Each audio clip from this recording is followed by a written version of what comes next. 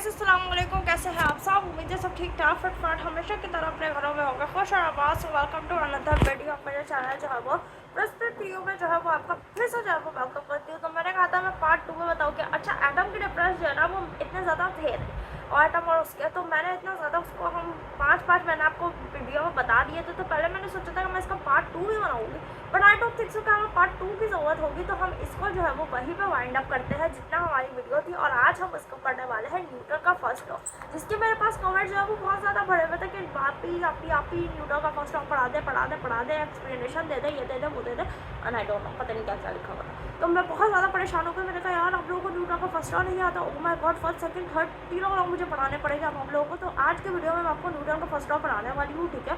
और टाइम बिल्कुल भी आज की वीडियो में वेस्ट नहीं करेंगे, फालतू बातें बिल्कुल नहीं करनी है। फालतू बातें हम वीडियो के एंड में कर लेंगे। अभी जो है वो हम वीडियो को प्रॉपर तरीके से स्टार्ट कर लेते हैं। तो आप लोग पेन कॉपी जल्दी से अपना ले लें। जब भी क्लास में आया करें पेन कॉपी लेकर आया करें। आज भी पेन कॉपी के बगैर आपका इस क्लास में कोई काम नहीं है, ठीक है। अपना दिमाग खाली जो है वो नहीं लेकर आया करें। अच्छा जी, उसके बाद हम स्टार्ट करते हैं न्यूटन का first law. An object will remain at rest और continue to move in a straight line और at consist speed unless acted upon by an external unbalanced force. ये जो है वो थोड़ी सी इसकी मैंने डेफिनेशन बताई है। अब ज़रा आते हैं इसकी एक्सप्लेनेशन, जिसमें अगर मैं नज़र डालूँ तो क्या लिखा है। This mean that an object does not change its type the state of motion whether it rest और moving uniformly on its own. A force is required to change its state, that is to start moving, stop moving और change direction। ठीक हो गया। इसलिए अगर की points देखूँ मैं तो इसके कुछ की पॉइंट्स भी हमारे पास है जिनको आपने पेन कॉपी के साथ दोबारा से लिखना है। न्यूटन का फर्स्ट लॉ जो है वो बहुत ज़्यादा आसान, मुझे पता है अगर आप लोगों ने फर्स्ट लॉ पढ़ लिया तो second law, third law, fourth law, fifth law, six law, seven law जितने वो आप लोगों ने बहुत ज़्यादा आसान हो जाएगा। और आप लोग उसके बाद जो है वो बहुत आराम से जो है वो कर लेगा। और मेरे हाथ पे जो है वो कट पड़ गया, पता नहीं कैसे सर्दियाँ मुझे इसीलिए बहुत ज़्यादा बुरी और इरिटेटिंग लगती है गाइस कि वो मेरे हाथ पे जो है वो इतनी ज़ोर से पता नहीं कहाँ से कट पड़ गया। Back to the video, back to the topic, back to the Newton first law. तो हाँ, उसके बाद अब हम की पॉइंट सीखने वाले हैं। इसके की पॉइंट्स भी पेपर में लाजमी आते हैं। Every object resist change in its motion, this property is called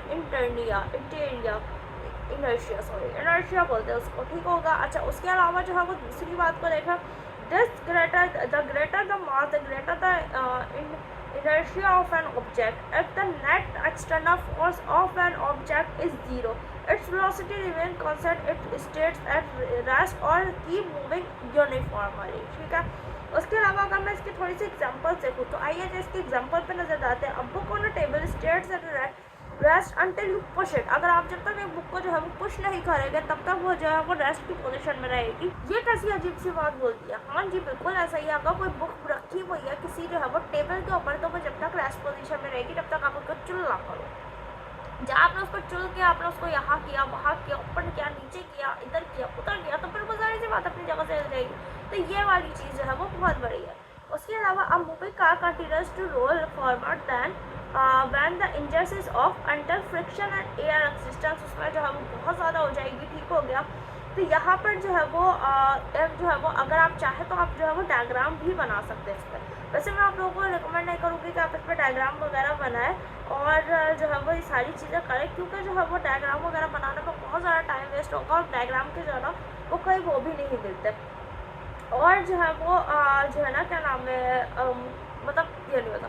अच्छा, अगर थोड़ा सा इसके की पॉइंट्स को मैं उर्दू में समझाऊँ कि अगर कोई चीज़ रेस्ट में है, जैसे टेबल पर रखी हुई किताब या जो है वो रेस्ट में है रहेगी जब तक आप उसको धक्का ना दें। और अगर कोई चीज़ सीधी लाइन में एक सम गलती मतलब एक सम से चल रही है, यानी कि एक जो है वो गाड़ी है जो सीधी चल रही है और मुझे नहीं पता वो सीधी चल कर जो है वो कहाँ जाने वाली है, तो इसको क्या हम कहेंगे, इसको हम कहेंगे क्या बोलेंगे भाई, न्यूटन का फर्स्ट लॉ यही था। न्यूटन का फर्स्ट लॉ यही था। अब हम कुछ नहीं कर सकते, इसलिए वो बना चुका है, ठीक है। जो है वो इनर्शिया का जो मतलब होता है, इनर्शिया का मतलब होता है किसी जो है वो चीज़ को अपनी जो है वो शक्ति बढ़ाने से रोकना, मतलब जो है वो किसी की फोर्स को जो है ना वो रोकना, अपने जो है वो कब्जे में कर लेना, अपने जो है वो उसकी जो भी फोर्स वगैरह है, जो उसकी वेलोसिटी है, जो उसकी जो पावर है, उसको आप अपने जो है वो कब्जे में कर लें और जो है वो उसको जी जो है वो रोक लें।